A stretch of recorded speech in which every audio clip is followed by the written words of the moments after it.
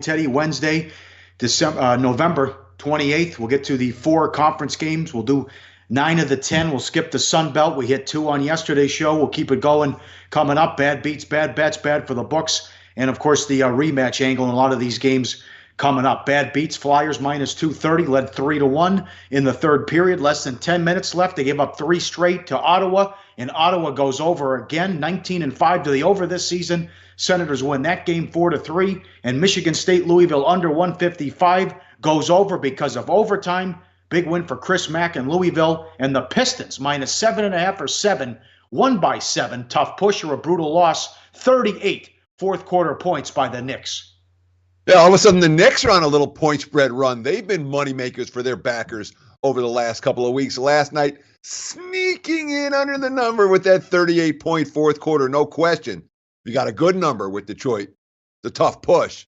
If you got a bad number and laid 7.5 with the Pistons, ouch, that one really, really hurt. The Pistons were the right side.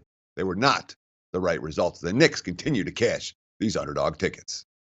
Some bad bets. Lakers Nuggets over 215 up to 219. Not even close. Nuggets blow out the Lakers. Charlotte Davidson under 133 down to 130. Fell 132.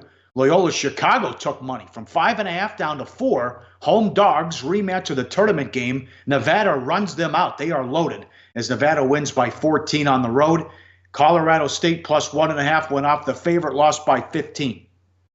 Yeah, and I'll tell you this much. When we're talking about the Wolfpack, all right, this is a legitimate top 10 caliber team. Loyola isn't. And I was really surprised to see the Flames take that kind of money last night against Nevada. You look over teams to bet against, there are plenty of them out there. Nevada Wolfpack are not one of them. Bettors that tried to fade them last night got on the wrong end of that decision. Virginia Tech from 1.5 up to 4.5, lost by 1 at Penn State, led by 7 with 8 minutes left. They only had 4 guys who scored in the game. So a tough loss. Tech suffers their first loss there. Iona, Ohio over. Steam 153 up to 158.5. The only people that won that bet it right away, 154. It fell. And Pitt, Iowa over 153 up to 157. That was 69-68. Yeah, I got caught in that Virginia Tech last night and a little bit frustrated with it. When you see the short road favorite just get steamed up, man, I should have been smart enough to talk myself out of that. The market's too hot on Virginia Tech, although they're supposed to win that game. You know, even tie game, 4 minutes left. You want the experienced squad, whether it's home or road. You know, Penn State's very young. Virginia Tech brings the majority of their talent back. They did not, however, execute down the stretch of that ball game. Really ugly possessions for the Hokies. And Penn State ended up getting the money and getting the straight-up win, despite all of that money coming in on Virginia Tech. That was a very good game for the books here in Las Vegas. Bad for the books. East Carolina, Wilmington, North Carolina, Wilmington over 146 up to 151. That was 95-86. Temple from 3.5 down to 1.5, won by 2. NC State bet down from 8 to 6, lost by 4 at Wisconsin. Indiana, Duke over 157 up to 161. That fell 159. Bad landing spot. And Cal State, Northridge in a shootout, lost by 9 at Washington State. And they took money from 13 down to 10. Sure. And, of course, in the NBA, we saw a really ugly result for the books when it came to that Raptors total. Bet up from 205 to 208.5.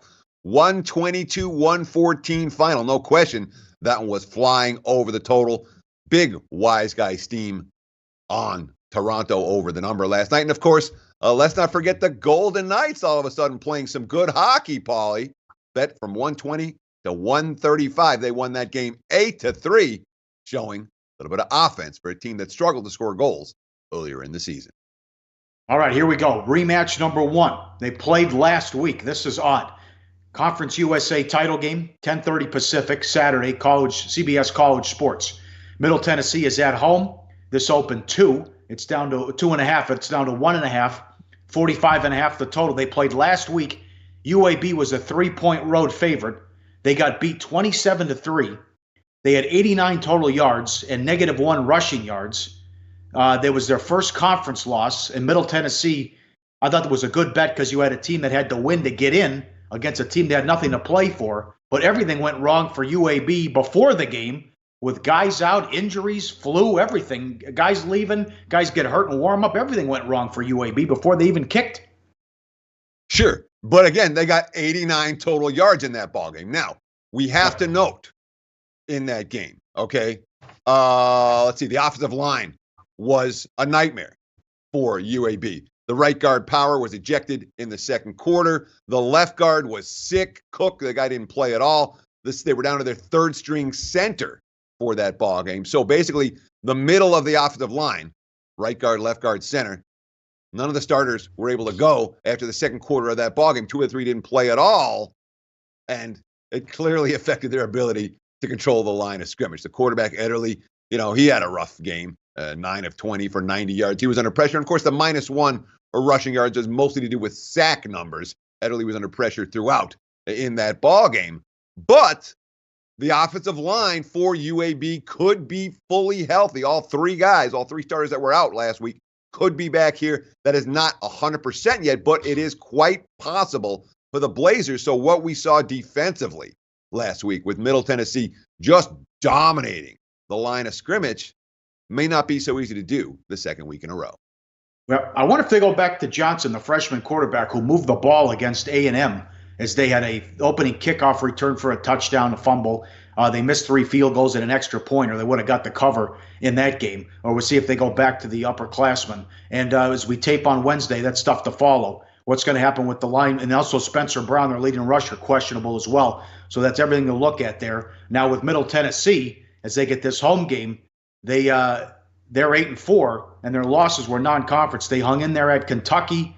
They did lose one conference game against Florida International, which was a strange game as they had some turnovers in that one. Blown out to start the season against Vandy. But it would be a feel-good story if they can win here, sending the coach-quarterback duo out, father-son, with a win at home to win the conference title. Sure, and again, the quarterback, Brent Stockstill's I feel like he's been there for 12 years. I think it's 6. He had a redshirt season, and then he had an injury season. But he's been there for a long time. But he is a senior quarterback who obviously knows the system, being that his dad's the head coach. And he's been on fire down the stretch, really. 16-3 touchdown to interception ratio over the last 6 games as Middle Tennessee has gotten their act together. And you look at UAB defensively, look, they're here because Bill Clark was able to craft an impressive defense. Oh, yeah. And Bill Clark, look, the guy's not going to get any votes for Coach of the Year. He probably deserves all of them. When you think about where this UAB program was being non-existent and where they are right now in a CUSA title game, that as impressive a coaching job as you're going to find. But, you look at the strength of that Blazers defense. They're tied for 1 in Conference USA with 37 sacks, but the reality is that it's their rush defense that's been the dominant unit. They have been vulnerable at times this season to potent downfield passing games. I think he'll win it. He was the favorite offshore a couple of weeks ago. They shut the program down 2 years ago, and here he is in a conference title game. So great job by Bill Clark, and he's a hot candidate out there. All right, the national champs in action. AAC, 12:30 ESPN, 12:30 Pacific. Central Florida has won 24 in a row. Another rematch. This opened right away at Bet Online, 7.5. It's down to 3 now. UCF at home, total of 65. Money on the under and plenty of money on the dog. They're going against Mack here, the freshman who takes over. Milton goes out early in that game last week, still won by 4 touchdowns. As Mack came in, they ran the ball well, and the defense was solid. He also started against East Carolina, and they won that game going away as well. The rematch, it was 31-30 earlier in the season on the road.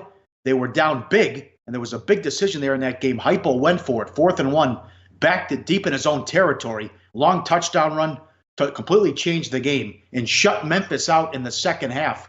Can they do it again? They're going to have to slow down Henderson, though.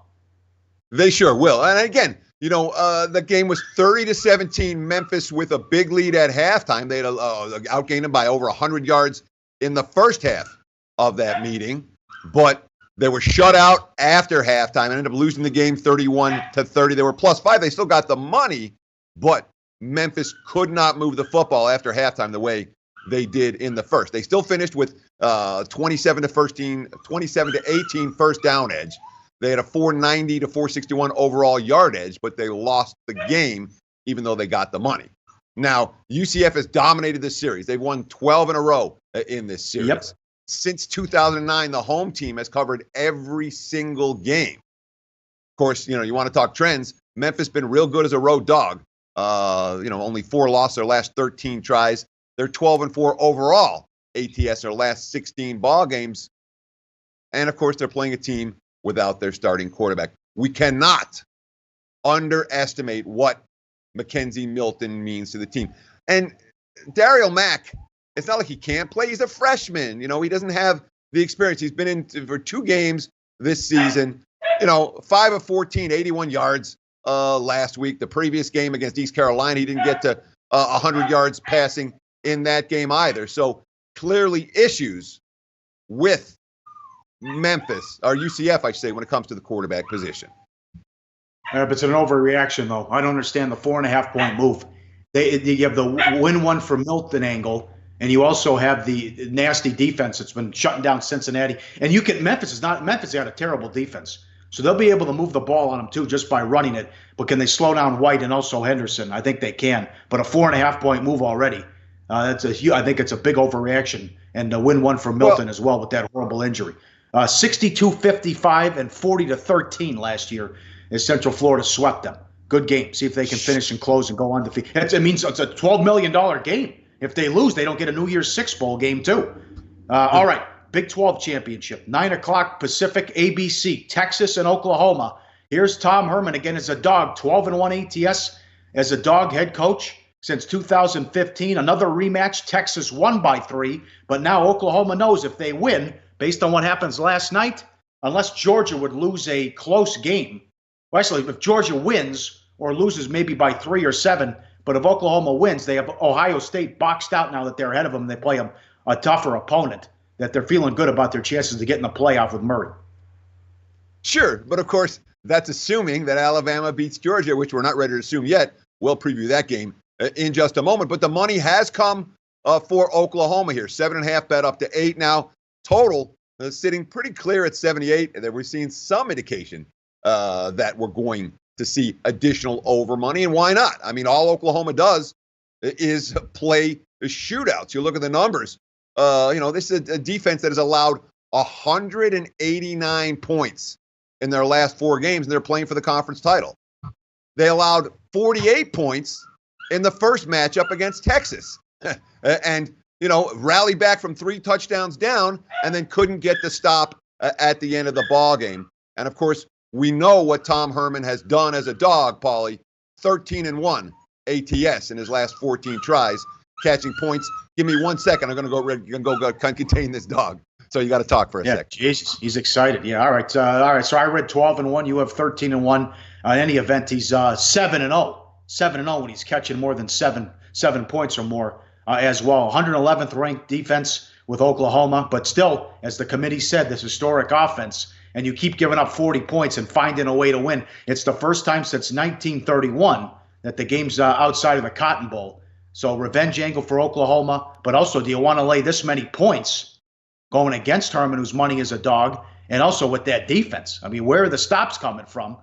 What happened? You saw the West Virginia game. They did get a couple of defensive touchdowns, which was fantastic. But again, you just saw how bad the defense is in that one. This will be the play of the day before we get out of here coming up. SEC title game. This has been dominated by Alabama and also the SEC West. Georgia finally exercised the demons and beat Auburn last year. That ended a run going back to 2008 where the SEC West kept winning. Alabama is 13-63 against Georgia. The heavyweight matchup, number 1 against number 4, 1 o'clock Pacific on CBS. Can anybody slow down this out? What the hell is that line if Alabama plays Oklahoma? Well, Alabama punt if that's the matchup coming up. But Georgia's hot. And everyone's talking about these other teams here. Quietly, Georgia's kicking ass and taking names, blowing a ton of people out.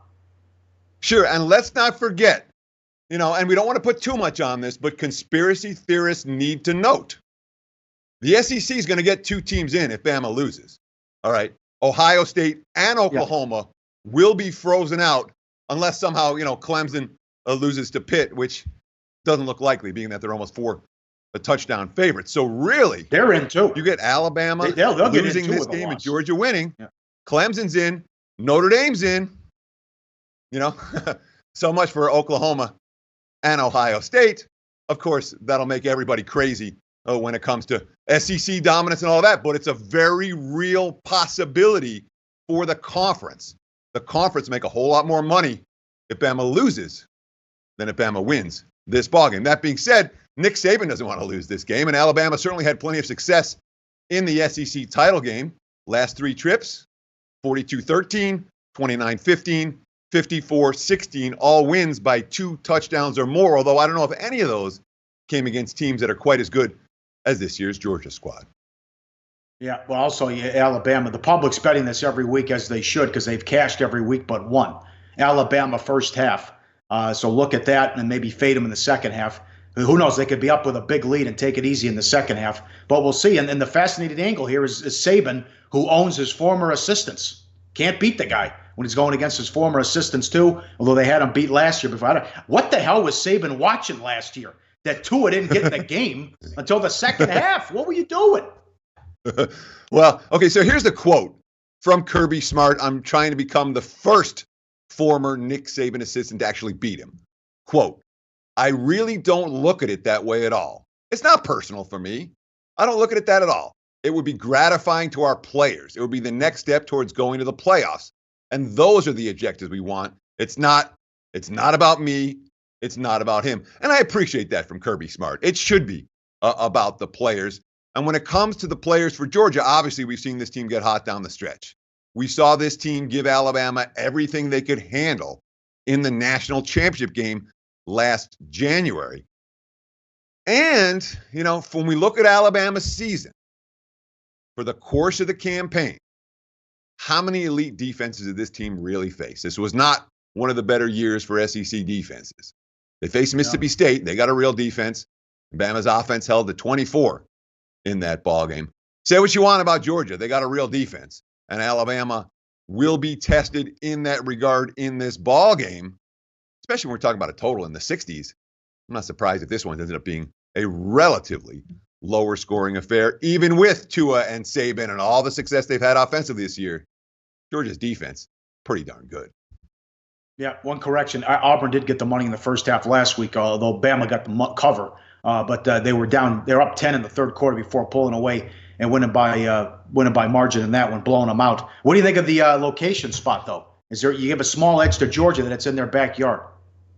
A modest edge to Georgia. It's not like Alabama's not going to have plenty of fans in attendance. It's not going to like they're going to have no crowd support just because the game is in Atlanta. Both fan bases will be well represented. Georgia maybe a slight edge, but not enough for me to say, all right, this is worth a point. This is worth 2 points for the Bulldogs. It's not. It's a legitimate neutral site, even though it is in Georgia's home state. You wonder what happens if there's some late touchdowns. Now, certainly Saban wants to win the game. You can throw all that stuff out, but you got to win by margin here. And if there's a couple late backdoor touchdowns, and maybe that it only finishes 7, is that good enough where we see a rematch in a couple of weeks with the committee and they keep Georgia at number 4, even though they lose? Because there's not a lot to like with Oklahoma and Ohio State. Oklahoma's defense, Ohio State has played one good game, one complete game the entire season. Most people think that Georgia's right there with Clemson as the second best team. So it'd be quite the conundrum for the committee if this one's remotely close. I don't think it's any conundrum at all. If Georgia has 2 losses and Ohio State and Oklahoma have 1 loss, Georgia will not be in the discussion. They won't be in consideration. They're done. The Bulldogs have to win here in order to get playoff consideration. That's just the way it works this time of year. And they're capable, obviously. We saw a comparable team last year give Alabama everything they could handle and take them into OT in the national title game with all the pressure and all of that. I don't see Georgia with any path. They could lose by a point, and they'll still be on the outside looking in of the playoff picture. Way. Yeah. It'd be Ohio State or Oklahoma. That's no way that they take a 2-loss Georgia team over one of those two. Can't be done. All right. That's a big bet. That's a big bet. I'll call you after the show. If they lose a close game, they will take Georgia. I'll take you on that one. Money time, play of the day. Back to the Big 12. What do you want to do? Tom Herman, we trust as a dog. Come on. I mean, we've used it. We used it all the year last year. We used it all year this year.